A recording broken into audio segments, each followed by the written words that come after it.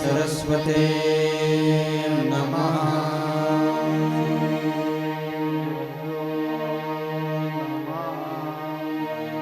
जगद्गुरु नरेंद्राचार्य महाराज की जय। सिद्धेश्वर महाराज की जय। संत शिरोमणि गजानन महाराज की जय। रमणाचार्य महाराज की जय। सियावल्लभ रामचंद्र की जय। गुरुर्ब्रह्मा गुरुर्विष्णु गुरुर्देवो महेश्वरा गुरुर्साक्षात् परब्रह्म तस्मै श्री गुरवे नमः।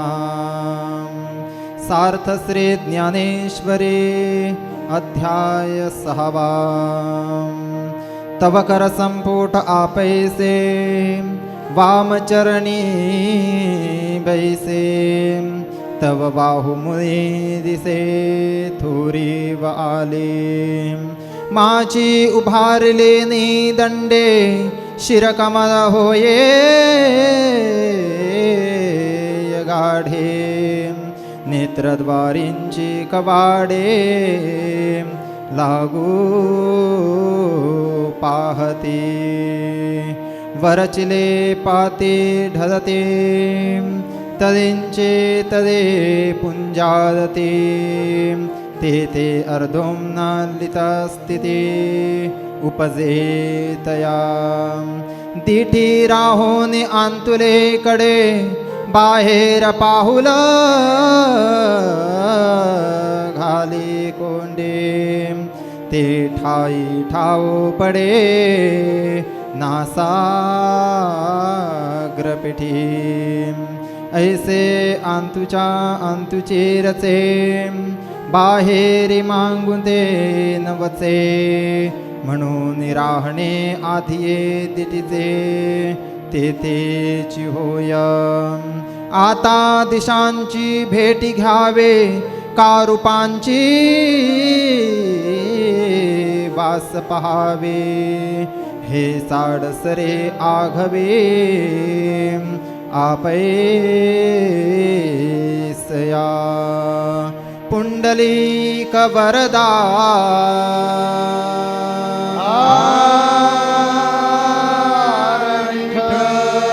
श्री ज्ञानदेव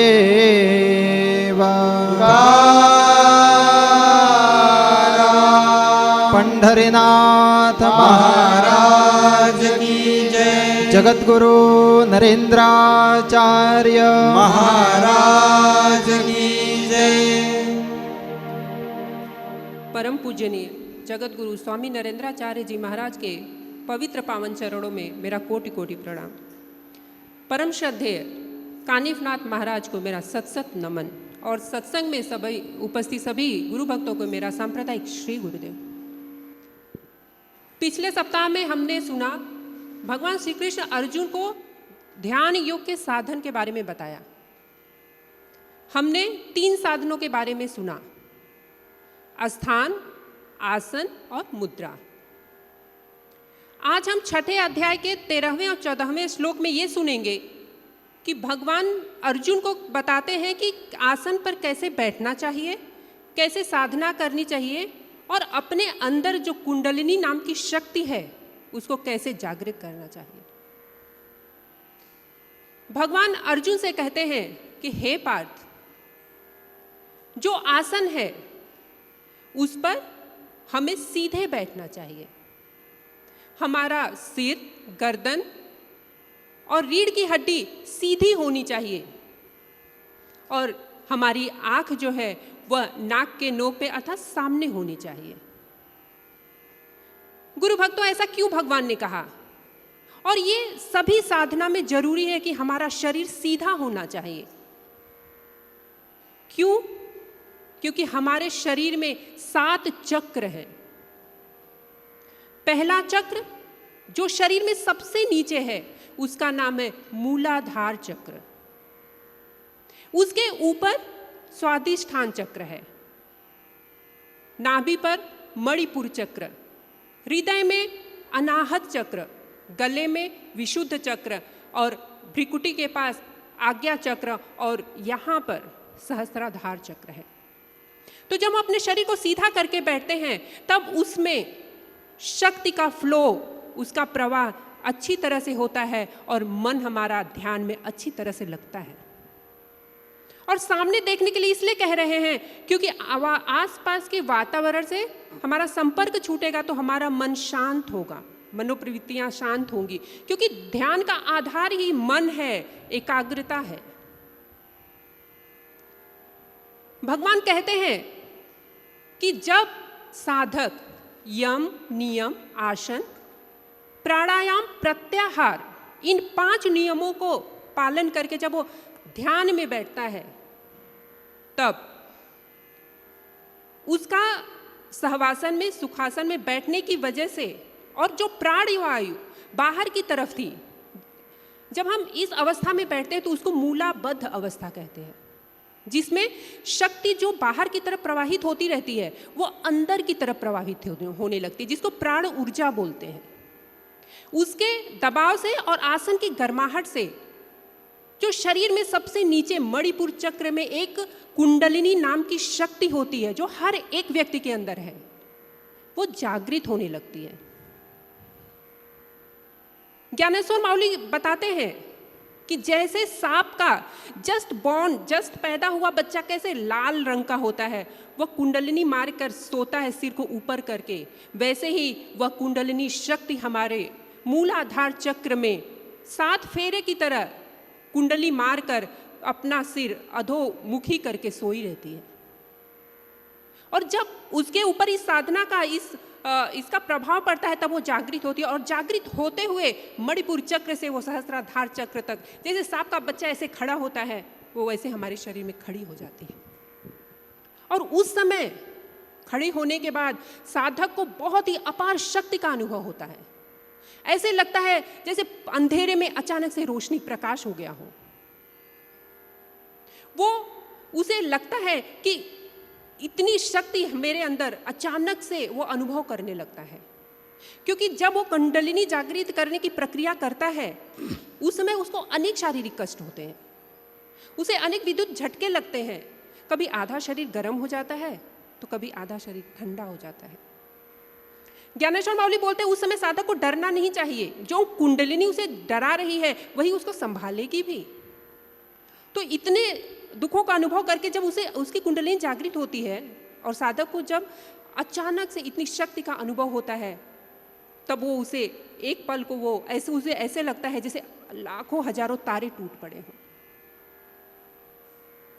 और उस समय जैसे हम साधारण इंसान हैं अपने मस्तिष्क का सिर्फ 20 से 25% तक उपयोग कर पाते हैं, लेकिन कुंडलिनी जागृत किया हुआ व्यक्ति अपने मस्तिष्क का 100% प्रयोग कर सकता है। वो किसी के भी भूत, वर्तमान, भविष्य को देख सकता है। यहाँ पे कभी कभी साधक को यह भ्रम हो जाता है कुंडलिनी जागृत होने से, क्योंकि अपार शक्ति मिल जाती है कि यही अंतिम लक्ष्य है। भगवान कहते हैं कि कुंडलिनी जागृत होना तो उस परमात्मा तक पहुंचने का, मोक्ष का एक महाद्वार है, न कि वो लक्ष्य। और कभी कभी तो ऐसा भी देखा गया है कि साधक इतनी शक्तियों को पाने के बाद उसका दुरुपयोग करने लगता है। अगर उस समय एक सही सद्गुरु उसके जीवन में नहीं है, एक ध्यान योग के सदैव वे एक सद्गुरु, आत्मज्ञानी सद्गुरु उसके जीवन में नहीं है, तो वो मोक्ष तक नहीं, वह अधोगति को प्राप्त होने लगता है। उस समय सद्गुरु उसे समझाते हैं कि ये तुम्हारी अंतिम अवस्था नहीं है, जो ये शक्ति है उसको समाज कल्याण में लगाओ। और वो उनको रास्ता दिखाते कि तुम सतत साधना से सायुज्यता मुक्ति तक, उस मोक्ष तक पहुंचो। गुरु भक्तों, आगे भगवान श्री कृष्ण अर्जुन को और क्या समझाते हैं? चाहे साधन कोई भी हो, चाहे वो कर्म मार्ग हो, चाहे ज्ञान मार्ग हो, चाहे ध्यान मार्ग हो, चाहे भक्ति मार्ग हो, लक्ष्य एक ही है। इन सारे साधनों में सिर्फ एक ही चीज कॉमन है, जो है परमात्मा, जो है हमारा लक्ष्य। उस तक पहुंचना ही हम सबका लक्ष्य है, साधन भले ही अलग हों। आगे हम ये सुनेंगे कि अब तक हमने जो ध्यान योग सुना, वो सुनने के बाद हम सबको लग रहा होगा कि ये तो बहुत ही कठिन है, क्योंकि हमको इसके लिए एकांत में जाना है, समय निकालना है, और सिर्फ एक बार प्रयास से नहीं, बार बार प्रयास से हमें उस साधना करनी है और कुंडलिनी नामक शक्ति जगानी है, जिसके जगाने के लिए भी बहुत कठिनाई होती है, बहुत शरीर को कष्ट होता है। तो इस चीज को, जो कि हमारा लक्ष्य परमात्मा ही है, तो वहाँ पहुँचने के लिए हमारे जगत गुरु श्री ने क्या रास्ता निकाला है हम सांसारिक लोगों के लिए, क्योंकि हमारे लिए ध्यान योग संभव नहीं है। इसीलिए तो ऐसे नहीं है। क्या है कि मार्ग 4 है, एक भक्ति मार्ग है, ज्ञान मार्ग है, कर्म मार्ग, योग मार्ग। जिनको जो अच्छा लगेगा उन्होंने वो मार्ग से जाना चाहिए। और ऐसी भी आवश्यकता नहीं है कि ध्यान योग करने के लिए ऐसे निर्जल स्थली पर जाना चाहिए। कोई यमुना, गंगा, जमुना ऐसे कौन से घाट पर जाकर बैठना चाहिए, ऐसे ही नहीं है। तो ही हमारी कुंडलिनी जागृत हो जाएगी, ऐसी अभी परिस्थिति नहीं रह गई है। इस कारण आप कौन से भी मार्ग में गए तो भी कौन सा भी मार्ग कठिन तो रहेगा ही। भक्ति मार्ग हो, कर्म मार्ग हो, ज्ञान मार्ग हो या योग मार्ग हो। योग मार्ग की साधना अलग है, कर्म मार्ग की साधना उससे भी अलग है, ज्ञान मार्ग की साधना और भी अलग है। तो इसमें से कोई सोपा या कठिन ऐसा हम तय नहीं कर सकते। हमें योग मार्ग में घर में बैठकर भी हमारी कुंडलिनी हम जागृत कर सकते हैं, और भक्ति मार्ग में रहकर हम कवेल तक पहुंच सकते हैं। या अपना ये संप्रदाय का जो ज्ञान मार्ग है, वो ज्ञान मार्ग में जाकर आत्मज्ञान तक पहुंच सकते हैं। ध्यास चाहिए, ध्यास। उसमें ये चारों मार्गों में समान क्या है? ध्यास। यानी हमारा गंतव्य क्या है, हमारी मंजिल क्या है, ये ध्येय हमारा जो है वो फिक्स है। तो उसमें कठिन नहीं है। कहाँ मैंने पढ़ा था कि घोड़े के रिकिब में पाँव रखने के लिए जितना टाइम लगता है, उतना टाइम आत्मज्ञान मिलवाने के लिए, स्वरूप ज्ञान मिलवाने के लिए, कुंडलिनी जागृत करने के लिए बहुत है। लेकिन इतना तदाकार होना, इतनी प्यास लगना, ये आध्यात्म शास्त्र में बहुत महत्वपूर्ण बात है। ठीक है, हम आरती सिंह से सुनेंगे कि उनको कहने का है कि हमारा मार्ग अच्छा है, ऐसे उनको बताने का है। इस कारण हमने खुलासा किया कि योग मार्ग इतना कठिन आप समझते, इतना जरूर नहीं है। लेकिन वो सीखने के लिए यम, नियम, प्राणायाम, प्रत्याहार, ये जो 5 चीज़ है, अष्टांग योग है। पहला चतुरांग योग था, यानी 4 ही स्टेप थे कुंडलिनी जागृत होने के लिए। हम ये सब मुक्ति के राजमार्ग ये किताब में सब लिखा है। तो ये चतुरांग था, चतुरांग योग था। उसके बाद षडांग योग आ गया, यानी 2 स्टेप उसके भी आगे बढ़ गई। यानी कैसा है, पहला डॉक्टर हो गया कि सर्जन हो गया कि बहुत सब डॉक्टर का आता है और पूरी बॉडी का ज्ञान उनको हो गया। अभी क्या हो गया, जैसे जैसे जैसे आगे जाता है वैसे वैसे अभी नाक कान घसे का एक डॉक्टर, दिल का अलग डॉक्टर, दिमाग का अलग डॉक्टर, घुटनों का अलग डॉक्टर, पेट का अलग डॉक्टर, स्त्रियों का अलग डॉक्टर, बच्चों लोगों का अलग डॉक्टर। वैसे ये मार्ग में है, हुआ है अध्यात्म में। ज्ञान मार्ग अलग हो गया, योग मार्ग अलग हो गया। ये जैसे मार्ग अलग हो गए वैसे उस पर संशोधन भी हुआ।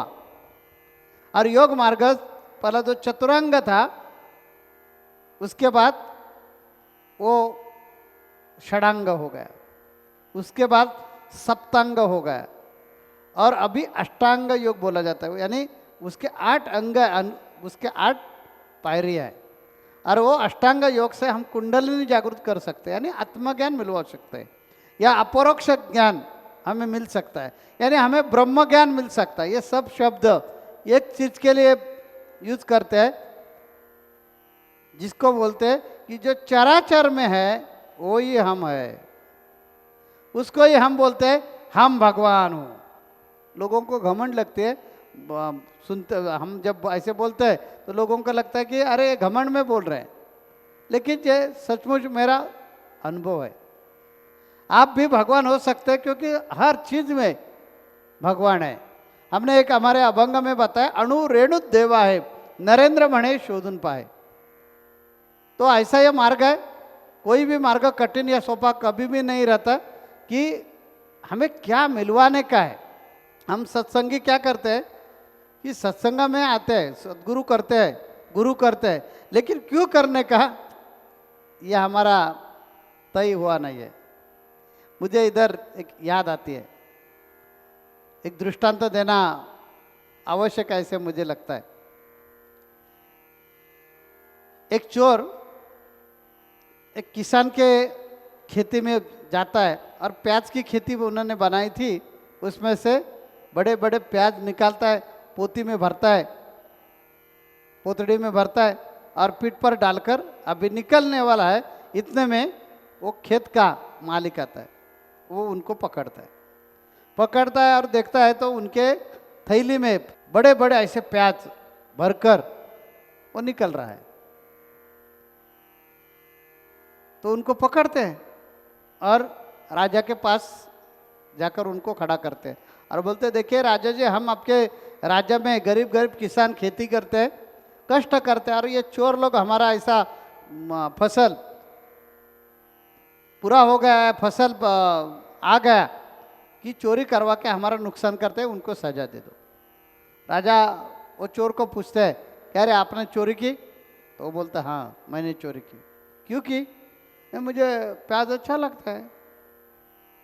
राजा बोलते अरे वाह, बहुत ठीक बात है, अच्छी बात है कि आपको चोरी करना इसलिए अच्छा लगता है क्योंकि आपको प्याज खाने के लिए अच्छे लगते हैं, तो ठीक है आपको सजा मिलेगी।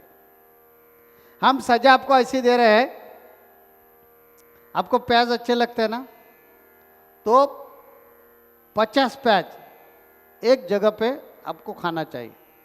ऐसे 50 प्याज आपने एक जगह पे खाया, अभी खाया, तो आपको कौन सी भी तकलीफ न देकर, कौन सी भी सजा न देकर, शिक्षा न देकर हम आपको छोड़ने वाले हैं। नहीं तो आपको 50 हंटर खाने पड़ेंगे। बोलो तय करो आपको क्या चाहिए। चोर मन में बोलते हैं राजा पागल ही है, अरे मैंने चोरी किया है, ये शेतकरी का, किसान का नुकसान किया है, तो राजा ने मुझे हंटर की सजा देना चाहिए थी, तो ये मुझे बोलता है अब प्याज खाओ। ठीक है पागल है, जाने दो। महाराज जी मुझे आपका आदेश सिर सावध है, हम 50 प्याज खाएंगे। महाराज बोले देखिए अभी यही जगह पे 50 प्याज एक दफा खाने का है, और वो नहीं खाए तो 50 हंटर मिलेंगे, और अभी भी सोच समझकर बताइए आपको कौन सी सजा मान्य है। तो चोर बोलते हैं महाराज जी ये क्या प्रश्न है क्या पूछने का, हमें दूसरा कुछ नहीं है चाहिए, सिर्फ प्याज, क्योंकि हम प्याज हमें अच्छे लगते हैं, इसी कारण तो चोरी की ना। हम भी सांसारिक लोग बोलते हैं भगवान मुझे कुछ नहीं चाहिए, सिर्फ आपकी प्राप्ति चाहिए। वैसा चोर क्या बोला कि मुझे 50 प्याज चाहिए, बाकी कुछ नहीं चाहिए। राजा बोले ठीक है अभी सजा शुरू। एक हंटर लाकर रखते हैं सामने और 50 प्याज एक थाली में रखते हैं और बोलते हैं सजा शुरू, चलो शुरू करो। वो एक प्याज उठाता है और ऐसा खाने लगता है। एक उन्होंने प्याज खाया, राजा की तरफ देखता है, आंखों से पानी आता है थोड़ा। इसका राजा के तरफ, किसान के तरफ देखकर जरा हंसकर प्याज खाता है। एक खाया, दूसरा खाया, तीसरा खाया, चौथा प्याज जब उन्होंने खाने के लिए शुरुआत की तो मुख में बहुत दाहा होने लगा। पेशाब होता है क्या, ऐसे उनको लगने लगा। 2 नंबर का होता है क्या, ऐसे उनको लगने लगा। तो भी वो प्याज खा रहा था। राजा देख रहा है, उन्होंने कैसा 5वां प्याज खा दिया और मुख में इतनी आग हो गई।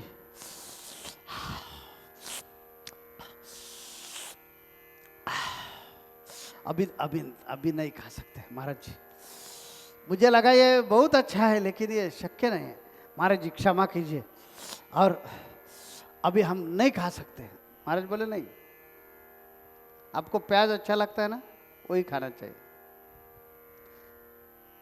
नहीं,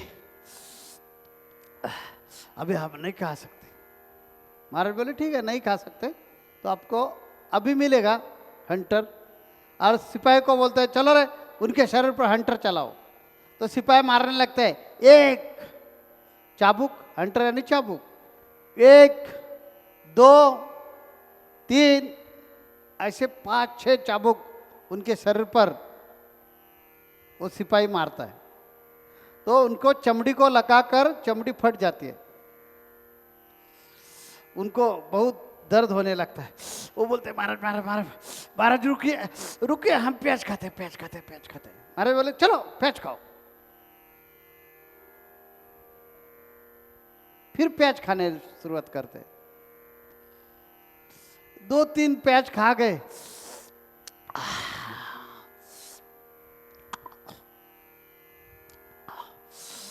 अभी तो नहीं खा सकते महाराज, मार दो मुझे, मरने दो, लेकिन अभी प्याज नहीं खाएंगे। फिर सजा शुरू होती है। ऐसे करके करके उनको कभी हंटर खाना पड़ता है, कभी प्याज खाना पड़ता है। हमारा जो प्रापंचिक लोग है, व्यवहारिक लोग है, इनकी अवस्था इसके अलावा क्या है? हम आते हैं, साधु संतों के पास आते हैं, भगवान के पास आते हैं और क्या बोलते हैं, महाराज जी दूसरा कुछ नहीं चाहिए, सिर्फ आपका चरण चाहिए और भगवान की प्राप्ति बाकी मुझे कुछ नहीं चाहिए। तो क्या होता है, संसार का डंडा पीठ में बराबर बैठता है। तो बाद में हम चिल्ला कर आते हैं, अरे ऐसे कैसे हो गया, आपकी इतनी भक्ति की तो भी ऐसा कैसे होता है। ये अपनी अवस्था क्यों होती है? हमारा ध्येय फिक्स नहीं है, हमारा टारगेट फिक्स नहीं है। इस कारण हम योग मार्ग में गए तो भी उधर ही ऐसा धिंगाना करने वाले हैं, भक्ति मार्ग में गए उधर भी यही करने वाले हैं, या ज्ञान मार्ग में जाओ उधर भी यही करने वाले हैं। इस कारण हमें यह जो मार्ग आहे जरी परम सुगम, परिजनासी झाला दुर्गम, का जयाचे चुकले वर्म, ये बहुत आसान है। भगवंत प्राप्ति करना बहुत आसान है, लेकिन हमारा वर्म चूक गया है। यानी हमारा ध्येय, हमारा गंतव्य स्टेशन कौन सा है, हमारा गंतव्य कौन है, क्या हमें मिलवाने का है, यह हमारा फैसला होता नहीं है मरने तक। इस कारण कभी इधर कभी उधर, और बोलना पड़ता है, सांगा मी काय करू, भक्ती करू की पोट भरू। भक्ती जो करतो त्याने कधी पोट भरत नाही, आणि पैशाविना संसार चालत नाही। यानी पैसा जब तक नहीं मिलता है तब तक हम संसार नहीं चला सकते, और भक्ति नहीं की तो भगवान की प्राप्ति नहीं होती। सांगा मी कोणता मार्ग धरू, अभी हम कौन सा मार्ग धरू, भक्ति करूं या पोट भरू। तो हमारे यहाँ गजानन महाराज जी जैसे होके गए, साईं बाबा होके गए, वैसे संत टुकड़ो जी महाराज होके गए। उन्होंने अपने अभंग में बताया है, भक्ती करुणी जो पोट भरे, तुकड्या म्हणे त्याला मोक्ष मिळे। यानी जो भक्ति करते और अपना पेट भी भरता है, ये दोनों करके भी हमें समाधान मिल जाएगा। लेकिन हमें ये ध्यान में रखना चाहिए, भगवत की प्राप्ति हो गई है, यही ज्ञानेश्वर महाराज जी ने बताया है। सद्गुरु सारेका आस्था पाठी राखा, इतरांचा लेखा कोण करी, राजयाची कांता काय भिक मागे, मनाची या जोगे सिद्ध पावे। राजा जो है वो राजा की जो कांता है उनको भीख मांगने की जरूरत है क्या जरूरत है?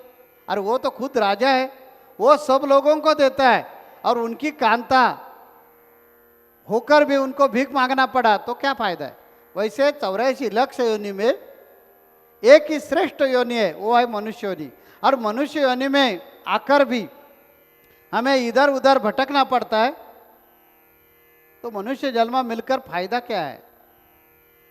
हम मनुष्य जन्म में आ गए तो हमारा अंतिम ध्येय चाहे भगवत प्राप्ति, और ये भगवत प्राप्ति के लिए 4 मार्ग बताए हैं अध्यात्म शास्त्र ने। उसमें से एक मार्ग है योग मार्ग, दूसरा मार्ग है कर्म मार्ग, ज्ञान मार्ग और भक्ति मार्ग। ये चारों ही मार्ग हमें भगवत प्राप्ति मिलवा कर देते हैं। हमारा ध्येय फिक्स चाहिए, वो ध्येय फिक्स हो गया तो हमें 100% भगवत की प्राप्ति, परमात्मा की प्राप्ति हो जाएगी। हमें कठिन पता है कि अच्छा नहीं लगता, इसी कारण तो साधु संत क्या करते हैं, बिल्कुल सादा सोपे भाषा में मार्ग बताते हैं। आप जियो और दूसरों को जीने में सहायता करो, यानी अपने सात्विक भाग बढ़ाओ। और 10 मिनट निकाल कर, हमें मालूम है कि तुम्हारे पास टाइम नहीं है, तो दिन में सिर्फ 10 मिनट निकालो और एकाग्र हो जाइए। 10 मिनट निकाल कर भक्ति करो, आपका कल्याण हो जाएगा। मुझे लगता है भगवान कृष्ण ने यही मार्ग अर्जुन को बताया। अर्जुन जो अवस्था में था, वो टाइम जो था, वो परिस्थिति जी थी, वो परिस्थिति के अनुसार भगवान कृष्ण ने अर्जुन को बताया। आज जो परिस्थिति है, और आज हम जो जितने सकाम हुए हैं, धर्म छोड़ दिया है, हमारी संस्कृति छोड़ दी है, और आज हम पैसे के पीछे सिर्फ दौड़ रहे हैं। बीवी बच्चे यानी पूरा परिवार, इसके लिए मेरा जन्म है, ऐसा हमने अर्थ निकाल कर, जैसा गधा दिन भर काम करता है वैसे गधे जैसा हमारा जीवन हो गया है। और जो स्वरूप का ज्ञान है, वो स्वरूप का ज्ञान हम भूल गए। तो कम से कम हमारा कर्तव्य यह रहता है कि भगवत प्राप्ति, ये विचारों तक आने के लिए हमने सादा और सोपा मार्ग बताया। आप जियो और दूसरों को जीने में सहायता करो, और 10 मिनट निकाल कर भक्ति करो। तो इसका अर्थ ऐसा नहीं है कि यही किया कि हमें आत्मज्ञान मिल जाएगा। आत्मज्ञान मिलने के लिए जैसे भगवान कृष्ण ने योग मार्ग बताया, वैसे मैंने ज्ञान मार्ग बताया। वो ज्ञान मार्ग से जब जाएंगे और खुद को जब हम भूल जाएंगे, तब आप ही बोलेंगे पाप और पुण्य सारा हो ये ब्रह्म, जगत शून्यमय देवा जगत शून्यमय। जो भगवान कृष्ण जी ने अर्जुन को बताया, वही भगवान कृष्ण के कृपा से हमने आप लोगों को बताया कि पाप और पुण्य ये सब भ्रम है। जो ये पूरा संसार है, ये भ्रम निर्माण हुआ है। हम ही ये भ्रम से जब हम बाहर आ जाएंगे, तब मालूम हो जाएगा पूरे चराचर में हम ही अकेले हैं, दूसरा कोई भी नहीं है। तो आगे भगवान कृष्ण कुंडलिनी जागृत कैसी करने का, इसके बारे में मार्गदर्शन कर रहे हैं। अगली पंक्ति में भगवान कृष्ण अर्जुन को क्या बोध करता है, वो अगले हफ्ते में हम जरूर सुनेंगे। जगत गुरु नरेंद्राचार्य महाराज की जय। सद्गुरु काड सिद्धेश्वर महाराज की जय। संत शिरोमणि गजानन महाराज की जय। आद्य जगत गुरु रामानंदाचार्य महाराज की जय। सिया वल्लभ रामचंद्र की जय।